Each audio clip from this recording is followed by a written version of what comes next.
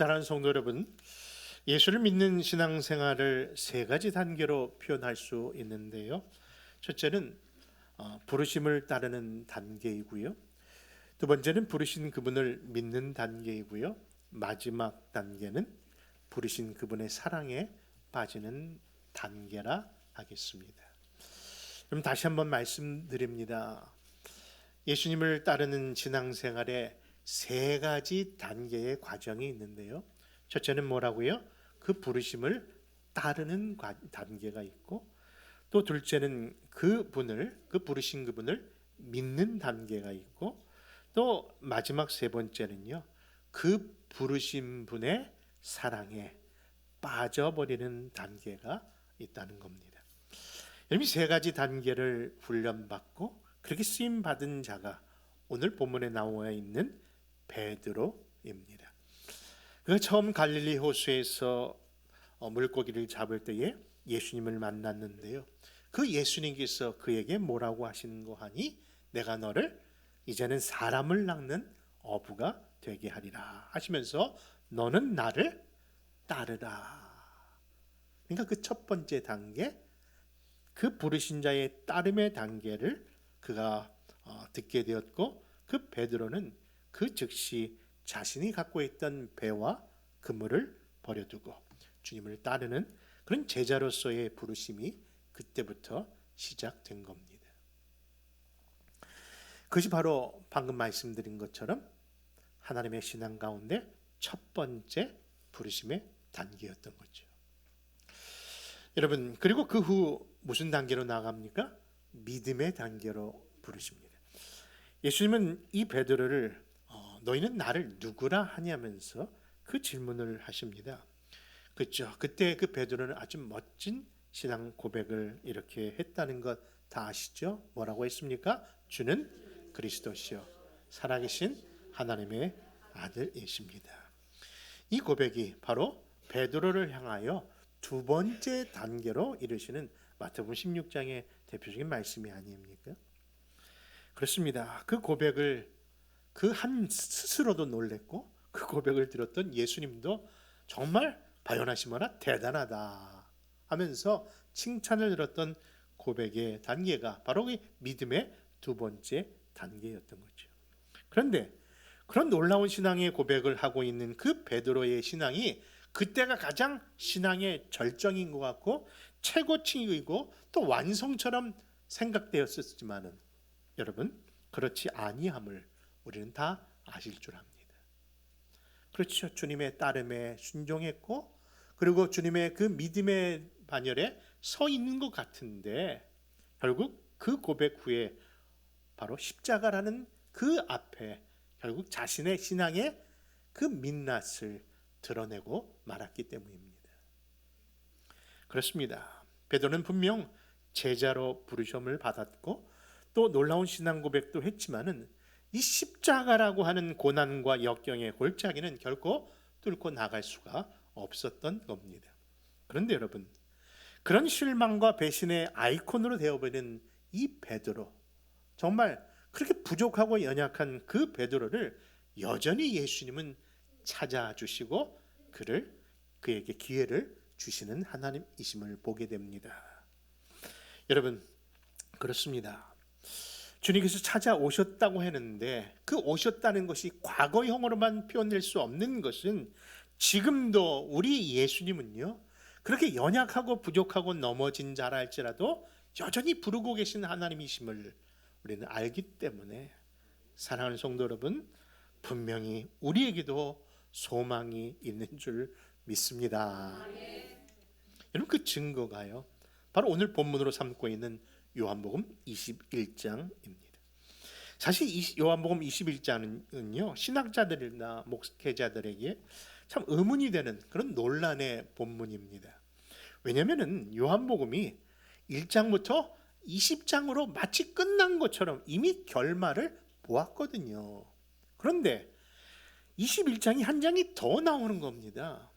무슨 뜻인고 하니 요한복음 20장 마지막 절에 보면요, 이 요한복음을 기록한 목적을 확실하게 보여주고 있기 때문입니다. 우리 한번 그 본문을 한번 찾아볼까요? 우리 한번 요한복음 20장 30절과 31절입니다. 시작. 예수께서 제자들 앞에서 이 책에 기록되지 아니한 다른 표적도 많이 행하셨으나 오직 이것을 기록함은 너희로 예수께서 하나님의 아들 그리스도이심을 믿게 하려 함이요 또 너희로 믿고 그 이름을 힘입어 생명을 얻게 하려 함이니라. 여러분, 이처럼 요한복음 20장이 그 마지막 그 대목을 이렇게 정리하고 있기 때문입니다. 그런데 21장이 한 장이 더 나오는 겁니다. 그래서 요한복음의 21장에 또 다른 명칭, 별명이 있는데요. 그건 바로 별책 부록이다. 여러분, 어릴 때 뭐 하나 이렇게 책을 사면은 부록 하나 따라오지 않습니까? 그런 것처럼 요한복음 20장으로 끝나는데 별책 부록처럼 기록됐다고 이야기하는 겁니다. 왜냐하면은 이 요한복음 21장의 전체적인 내용의 중심적인 인물을 오직 한 사람 베드로에게만 집중하고 있기 때문이라는 것이죠. 여러분, 왜 그렇게 성경은 이 21장을 그렇게 기록하게 하셨을까요? 그것이 바로 여전히 우리 하나님은 한 영혼이라도 그 영혼을 향한 하나님의 사랑과 그 하나님의 열정을 보여주신다는 의미인 줄 믿습니다. 여러분, 요한복음의 특별한 그 사랑의 구절이 요한복음 13장 1절이라는 것 아시죠? 하나님이 그 백성을 사랑하시되 언제까지? 그렇죠, 끝까지. 하나님은 자기 사랑하는 시대에 끝까지 사랑하신다는 그 구절을 마치 21장에서 봐라, 나를 실망시켰던 그였지만 내가 그를 향한 끝까지의 사랑을 보이신다 하시면서 이 21장을 기록해 하셨던 겁니다. 여러분, 그런 의미의 말씀의 배경을 따라 오늘 새로운 시작을 위하여라는 제목으로 오늘도 이 말씀의 교훈을 삼고자 합니다. 여러분, 첫 번째 주는 교훈은 무엇일까요? 그것은 다른 것이 아니라 하나님의 말씀을 기억할 때 우리는 다시 시작할 수 있습니다. 여러분, 그 본문의 말씀으로 1절을 같이 한번 찾아 읽습니다. 1절입니다. 시작. 그 후에 예수께서 디베랴 호수에서 또 제자들에게 자기를 나타내셨으니 나타내신 일은 이러하니라. 여러분, 옛말에 그런 말이 있다면서요. 한 번 깨진 그릇은 복구가 안 된다. 그렇죠. 우리가 장난하다가 정말 그릇을 하나 깨면요, 어떻게든지 모면하려고 본드를 붙여보고 애를 써도 이게 복구가 안 되더라고요. 깨진 그릇은 정말 회복이 안 됩니다. 그러나 깨진 심령, 아무리 상처난 심령, 파손된 심령이라 할지라도 하나님의 손길이 닿으면은 복구되고 회복될 줄 믿으시기 바랍니다. 여러분, 그 증거로 이 베드로가 나타나고 있는 겁니다. 보십시오. 늘 뭘 해도 그렇게 자신만만했던 그 베드로가 지금 베드로답지 않게 풀이 죽어서 예수님을 만나는 일에 기대감이 아니라 부담감만 갖고 있는 것을 보게 되지 않습니까? 왜 그렇습니까? 그 이유는 바로 그 며칠 전에 그렇게 호언장담했던 그가 예수님을 향하여 뒤돌아 정말 배신의 모습을 보였기 때문 아닐까요? 이처럼 죄라는 것은요, 잘못한 그 자체도 문제이지만은 정말 이 죄의 무서운 것은요, 그 죄책감을 이겨낼 수 없다는 것이 바로 우리 인간이 정말 연약하다는 것을 드러내는 것 아닐까요? 그렇습니다. 죄가 죄되는 것을 스스로가 죄책감으로 증명하는 것이죠. 사실 누구는 그렇게 얘기합니다. 뭐 과거사 아닙니까? 이미 다 지난 일이 아닙니까? 이미 예수님께서 죽으셨지만은 부활했으면 된 거 아닙니까? 라고 말을 쉽게 할 수 있을지 모르나 여전히 그 죄를 저지른 그 잘못의 죄책감은 나 스스로는 헤어날 수 없는 문제라는 사실입니다. 그런데 그럼에도 불구하고 이 베드로와 몇몇 제자들은 그런 연약함과 불신감, 문제의 모습이 있다 할지라도 내가 다시 살아난 후에 너희보다 먼저 갈릴리에서 너희를 만나리라 하셨던 그 십자가 사건 전에 하셨던 그 말씀을 기억하고 그렇게 부족하고 연약한 모습이지만은 어디를 향해 갔던 겁니까? 바로 디베랴 바닷가로, 그 갈릴리 바닷가로 모였던 겁니다. 여러분, 사실 디베라 바닷가인지 갈릴리 바닷가인지 자꾸 헷갈린다고 그러시는데 사실 다 같은 장소입니다. 어디서는 갈릴리 호수라고도 하고 어디서는 바닷가라고 하고 이게 뭐냐고 얘기하시는데 그냥 같은 지명입니다. 그런데 왜 이렇게 지명이 달리 불려지는 것은 그 당시 정치적인 성향이 어디에 가장 마지막 요한복음을 기록한 요한 사도 속에서는 그 지역이 이제는 갈릴리로 불려지는 것이 아니라 디베라라고 하는 이름으로 불려진 시대에 살았기 때문에 그런 표현을 했다고 합니다. 왜 그렇습니까? 그것은 바로 헤롯 안티파스라고 하는 그 당시 갈릴리 분봉왕이 로마 정부의 회심을 사기 위하여 그곳에 그 왕의 이름 디베라라고 하는 왕의 이름을 따서 그곳 이름을 그렇게 개명시켰기 때문에 그렇다는 것이죠. 그런데 하나님께서 그곳을 통해서 다시금 회복시키는 자리로 만드시더라는 것이죠. 여러분, 그렇습니다. 신앙생활이라는 것은요, 엄밀히 본다면 하나님이 말씀하신 것, 하나님이 이야기하신 그 내용, 그 일을 기억하고 그 일을 따를 때에 소망이 있다는 겁니다. 보십시오. 오직 주의 말씀을 기억했기에 바로 그들이 비록 그런 모습이 있다 했고 그런 형편의 상황이 있었다 할지라도 그 말씀을 기억하고 그곳에 모였기 때문입니다. 여러분, 하나님의 말씀이 결국 우리를 최후의 자리까지 인도하실 겁니다. 왜냐하면 그 말씀이 우리에게 유일한 길이요, 그 길이 바로 진리요 생명이기 때문입니다. 그것이 오늘 본문 21장 2절 3절에서 그 사람들로 증명됩니다. 2절에서 우리 3절의 말씀 같이 찾아 읽습니다. 시작. 시몬 베드로와 디두모라 하는 도마와 갈릴리 가나 사람 나다나엘과 세베대의 아들들과 또 다른 제자 둘이 함께 있더니 시몬 베드로가 나는 물고기 잡으러 가노라 하니 그들이 우리도 함께 가겠다 하고 나가서 배에 올랐으나 그날 밤에 아무것도 잡지 못하였더니. 여러분, 그 2절에 보면요, 그 말씀을 기억하고 그 디베라 바닷가, 그 갈릴리 호수에 모여든 7명의 사람이 거론되는데 그 중에 특별히 3명의 이름이 밝히 나와 있습니다. 여러분, 근데 그 3명의 이름이 어떤 사람들인지 한번 생각해 보십시오.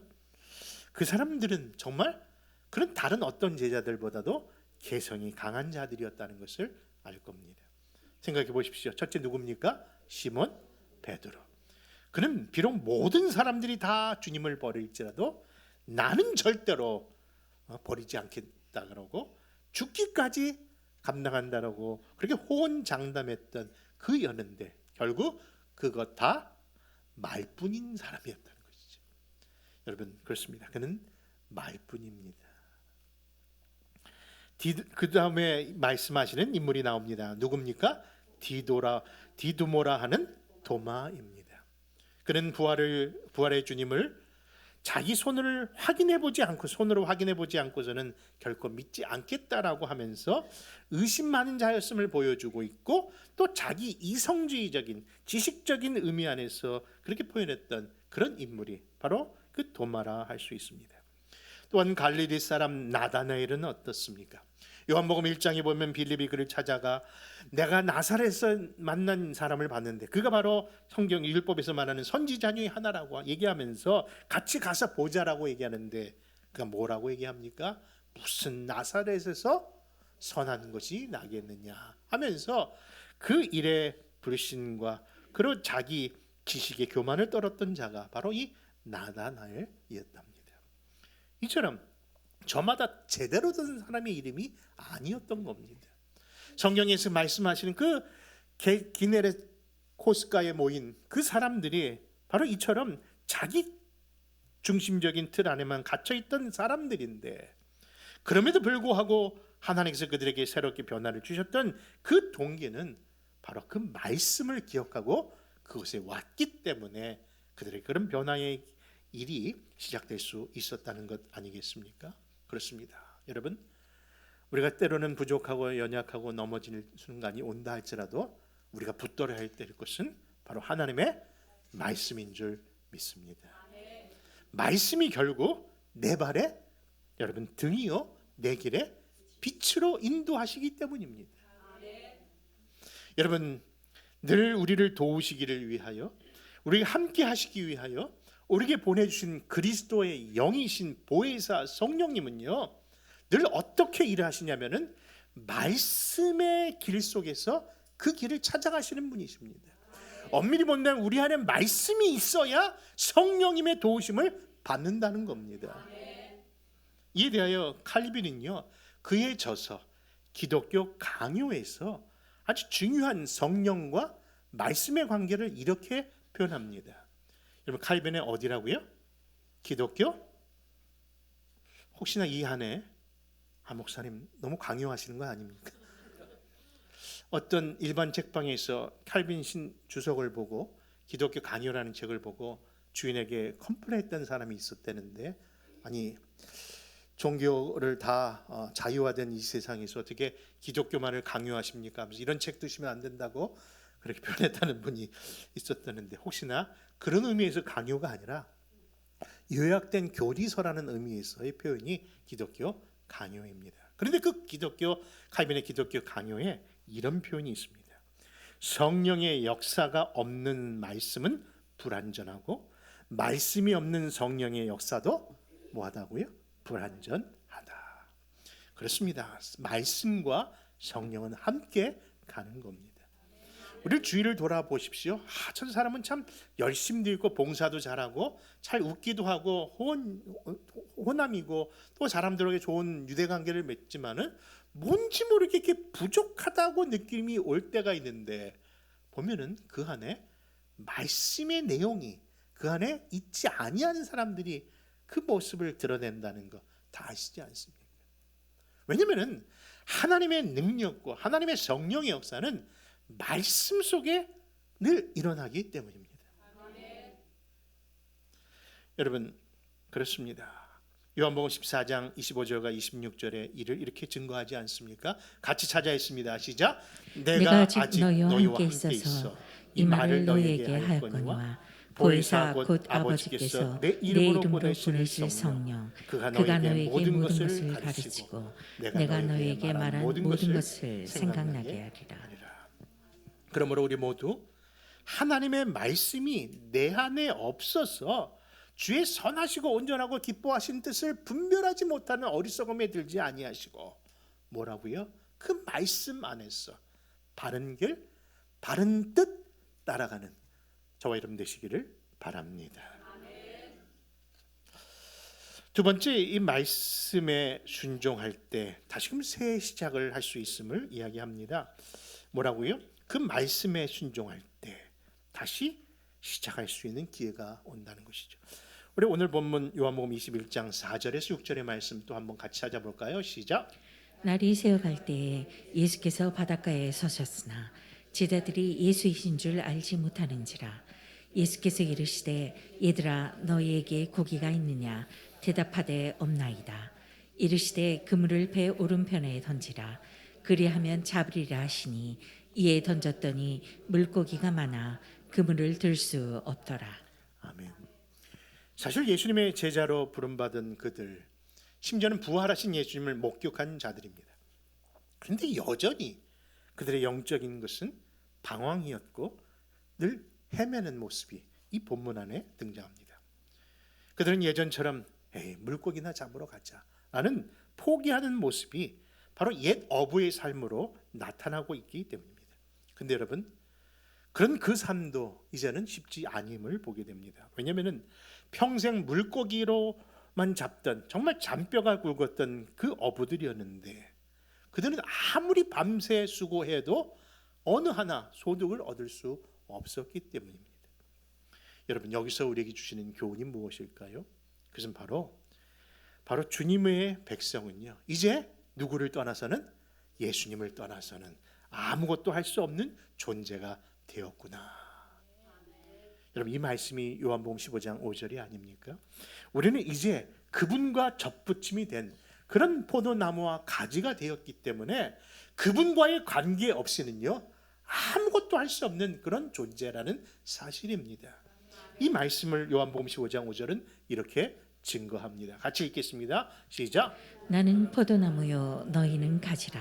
그가 내 안에 내가 그 안에 거하면 사람이 열매를 많이 맺나니 나를 떠나서는 너희가 아무것도 할 수 없습니다.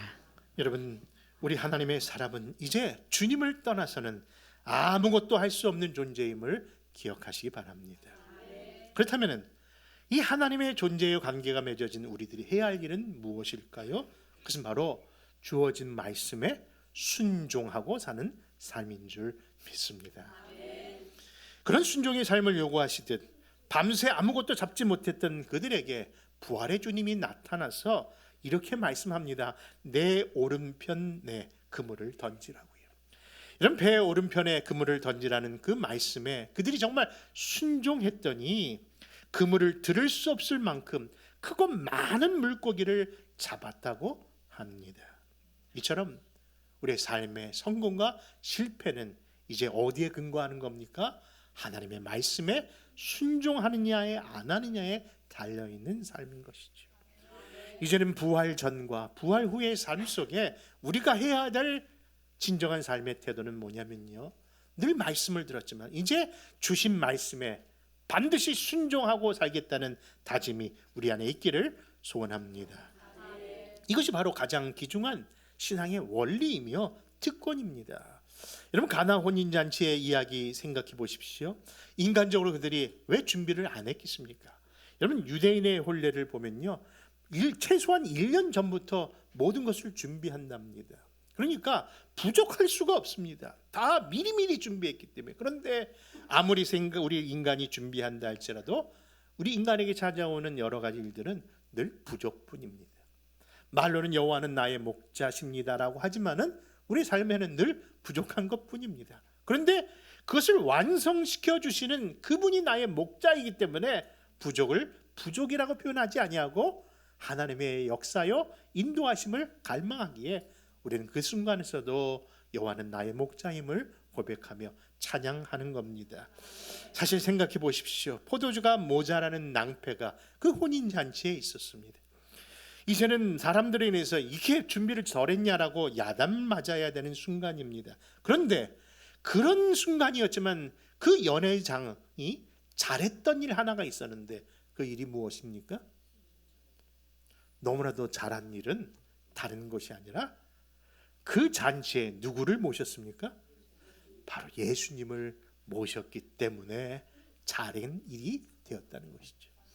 여러분, 그렇습니다. 우리는 늘 부족하고 아무리 애를 써도 우리는 늘 연약하고 부족한데 그 자리에 여호와가 나의 목자이신 분이 계시면, 그분 목자가 우리 예수님이 계시면은 여러분, 아무리 어려운 일도 도리어 칭찬받는 일 될 줄 믿는 겁니다.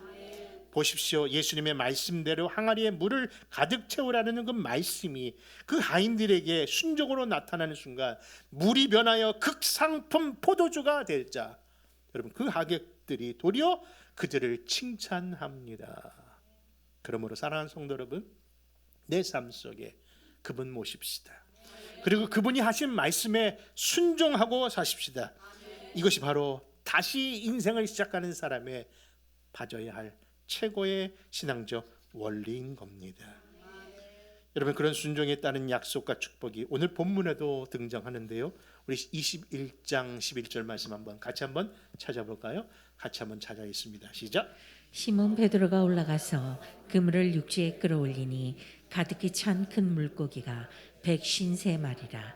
이같이 많으나 그물이 찢어지지 아니하였더라. 여러분, 물고기에 대한 그 기적은요, 여기만 나타난 것이 아니지 않습니까? 예수님이 처음 사역을 시작할 때 그들을 부르셨을 때도 이런 일들은 있었습니다. 그런데 그때와 지금 이 순간에 그 물고기의 기적이 다른 점이 무엇일까요? 여러분, 둘 다 물고기를 많이 잡은 건 사실입니다. 그런데 그 전과 후가 다른 이유가 무엇일까요? 여러분, 생각해 보면요, 그때는 수많은 물고기를 잡았을 때 배가 가라앉게 될 정도로 그물이 뭡니까? 찢어졌다라고 얘기할 정도로 많이 잡았는데 이 순간에는 그물은 찢어지지 않았습니다. 그때 얼마나 많은 물고기를 잡았는지 누구도 그 물고기에 대한 관심이 없었는데 여기서는 몇 마리를 잡았는가지도 이야기합니다. 몇 마리요? 153마리. 뭐 이 153에 대한 수많은 이야기거리가 많습니다만은 그건 이미 여러분 아는 걸로 해놓고 놀라운 사실은 이 다른 점의 근거가 어디에서 나타났냐 하는 겁니다. 바로 부활 전과 부활 후로 갈린다는 거예요. 부활 전에는 막연한 축복이었는데 이제는 확실한 숫자를 알 만큼 확실하게 하나님께서 역사하시고요.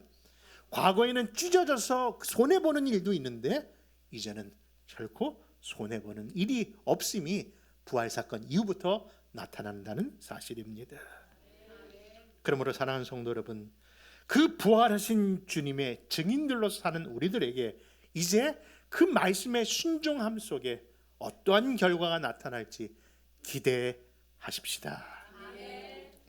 이제 세 번째, 그리스도의 사랑이 우리에게 넘칠 때 다시 시작할 수 있음을 말씀합니다. 우리 한번 요한복음 21장 12절 14절의 말씀 같이 또 한번 찾아보겠습니다. 시작.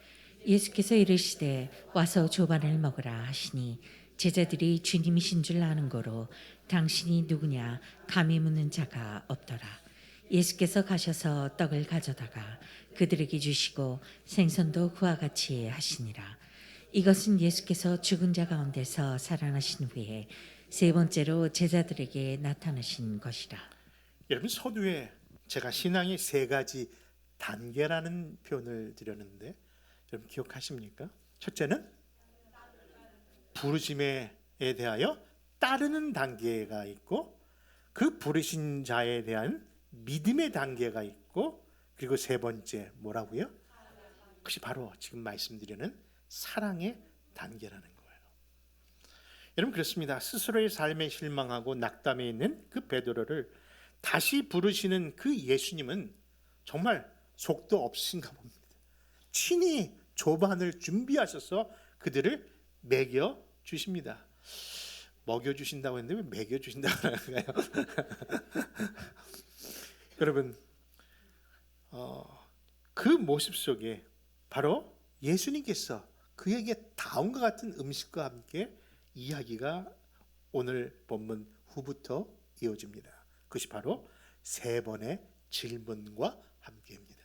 그 질문은 무엇입니까? 베드로야, 네가 나를 사랑하느냐? 그때 내가 주를 사랑하니 주께서 아십니다. 그 고백을 하며 그래, 그럼 이제 내 양을 먹이라. 근데 그걸로 끝나지 아니야. 또 묻습니다. 네가 나를 정말 사랑하느냐? 여러분, 그것이 세 번이나 반복되면서 그 안에 그 사랑이라는 것을 계속해서 이야기합니다. 사실 그렇게 얘기하는 것은 처음 그를 부르셨을 때 이제 너는 물고기를 낚는 어부가 아니라 무엇을 낚는? 사람을 낚는 어부가 되게 하시겠다는 하나님의 놀라운 사명이 주어짐을 다시 한번 일깨우기 위해서 그 말씀을 하는 것을 누구나 다 아는데, 사명이 아니라 뭘 얘기하신다고요? 사랑을 얘기하신다고요. 여러분, 하나님의 일은 사명으로 하는 거지만은 그 힘의 원천과 근원은 사랑이기 때문입니다.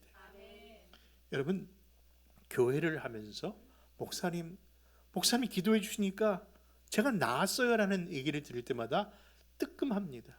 왜냐면 저희는 그런 능력이 없거든요. 저희는 그런 것이 없어요. 근데 그 순간 그런 일을 경험할 때마다 제가 놀라는 순간이 있었는데, 그것은 다른 때가 아니라 그 영혼에 대한 국률함이 막 넘쳐 흐를 때에 기도하는데 그 역사가 나타나는 것을 종종 보기 때문에 결국 모든 기적의 현장에는 사랑이었다는 것을 알게 되더라고요. 여러분 그렇습니다. 한 율법사가 예수님을 시험하려고 이런 질문을 합니다.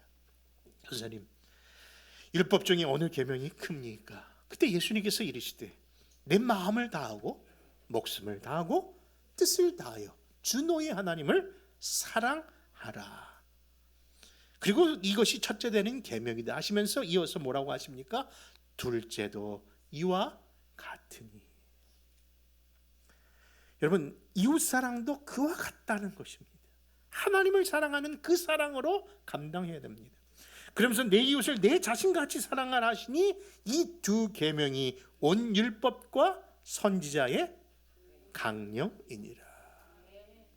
여러분, 온 율법과 선지자의 강령이라고 하셨는데, 여러분, 강령이 뭡니까? 많은 부분들이 이 강령을 아주 강한 명령이라고 생각하시는데, 여러분, 강한 명령 아닙니다. 그 강령이라는 것은 한문적으로 표현해 보면요, 으뜸이 되는 큰 줄기라는 뜻이 있어요. 근데 그 의미는 원어로 보니까 클레마타이라고 되어 있는데, 영어로 그것을 해석해 보니 to hang, 다시 말해서 여러분, 우리가 행거라고 하지 않습니까? 옷걸이를 걸 때, 매달다, 건다는 것을 행이라고 표현하는데, 바로 그 의미의 단어였더라고요. 강령이 뭐라고요? 걸다, 매달다. 온 율법과 선지자의 모든 것에 걸음이다라고, 거는 것이다라고 얘기합니다. 여러분, 무슨 의미입니까?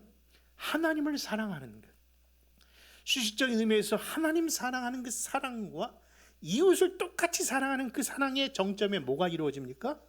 십자가가 이루어지는데, 그 십자가의 사랑에 걸어야만 한다라는 뜻이더라고요.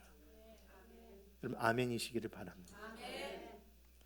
다시 말해서 우리가 수고하고 애쓰는 모든 일들, 그것이 율법이든 선지자의 강령이든 간에 그 모든 것이 어디에 걸어야 된다고요? 십자가의 사랑에 걸어야만 한다는 거예요.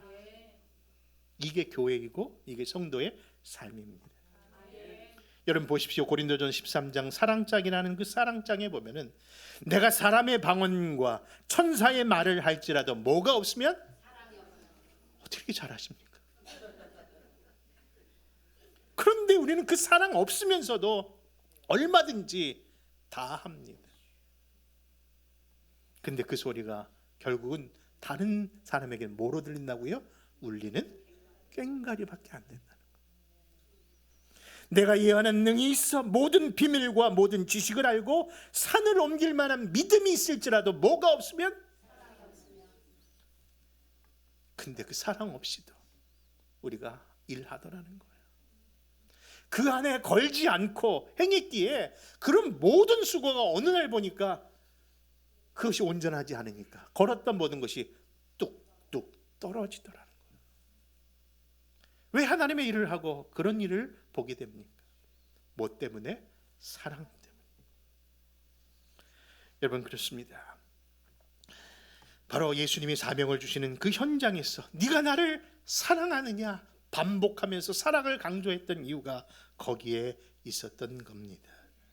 여러분, 에베소 마지막 장에 보면요, 그 사랑하는 성도들을 향하여, 그 교회를 향하여 사도 바울의 당부를 보면요, 이와 같습니다. 우리 한번 에베소 6장 23절과 24절을 같이 찾아 말씀을 정리합니다. 시작. 아버지 하나님과 주 예수 그리스도로부터 평안과 믿음을 겸한 사랑이 형제들에게 있을지어다.